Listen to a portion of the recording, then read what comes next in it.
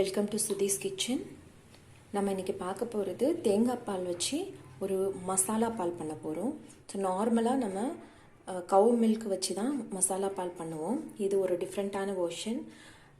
Coconut மில்க்கை வச்சு நம்ம பண்ண போகிறோம். ஸோ நார்மலாக எப்பயும் பண்ணுற மாதிரி தான், ஆனால் கோகோனட் மில்க்கை மட்டும் நம்ம கடைசியில் சேர்க்க போகிறோம். மசாலா பால் பண்ணும்போது அந்த பால்லையே நம்ம எல்லாத்தையும் சேர்ப்போம். இதை நம்ம கடைசியாக சேர்க்க போகிறோம்.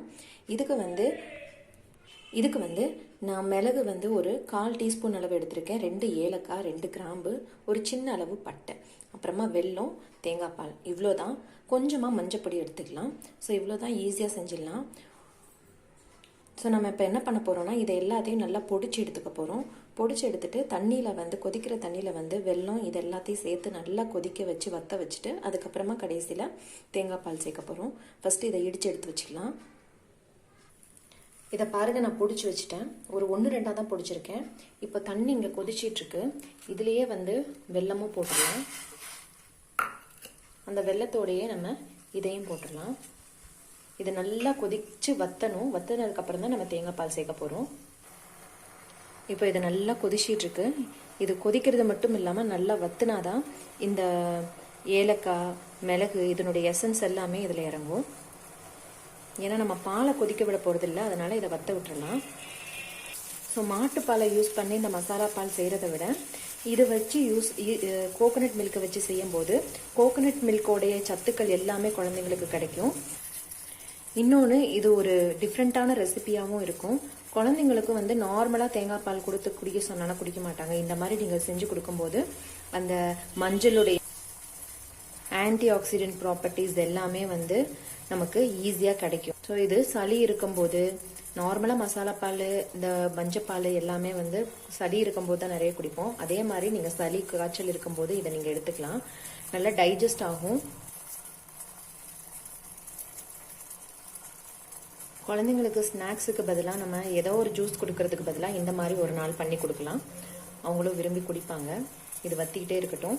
இது எப்படியும் ஒரு 5 மினிட்ஸ் ஆகிடும். அப்போ தான் அதனுடைய எசன்ஸ் எல்லாமே இதில் நல்லா இறங்கும். பாருங்கள், நல்லா வத்திருச்சு. இப்போ நம்ம இதில் கொஞ்சமாக மஞ்சப்பொடி சேர்த்துக்கலாம். ஸோ இந்த அளவு சேர்த்தா போதும், நிறையவும் சேர்க்க வேணாம். சில பேருக்கு தொண்டை எரிச்சல் இருக்கும், அதனால் நிறைய சேர்க்க வேணாம், கொஞ்சமாக சேர்த்துக்கலாம். இப்போ அடுப்பை ஃபுல்லாக சிம்மில் வச்சுட்டு நீங்கள் தேங்காய் பால் சேருங்க.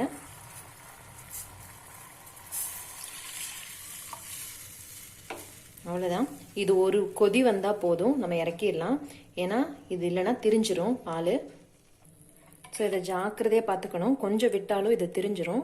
ஸோ கரெக்டான அளவில் நம்ம எடுத்துடணும்.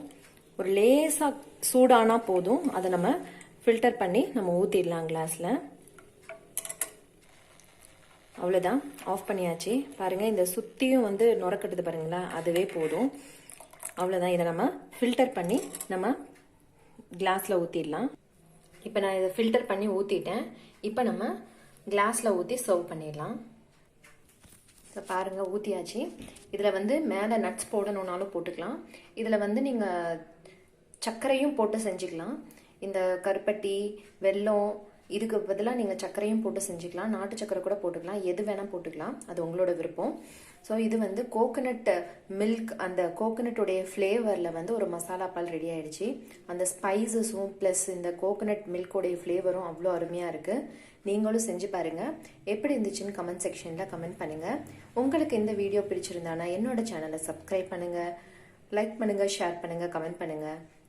இன்னொரு வீடியோவில் சந்திக்கிற வரைக்கும் பாய் ஃப்ரம் சுதீஸ் கிச்சன்.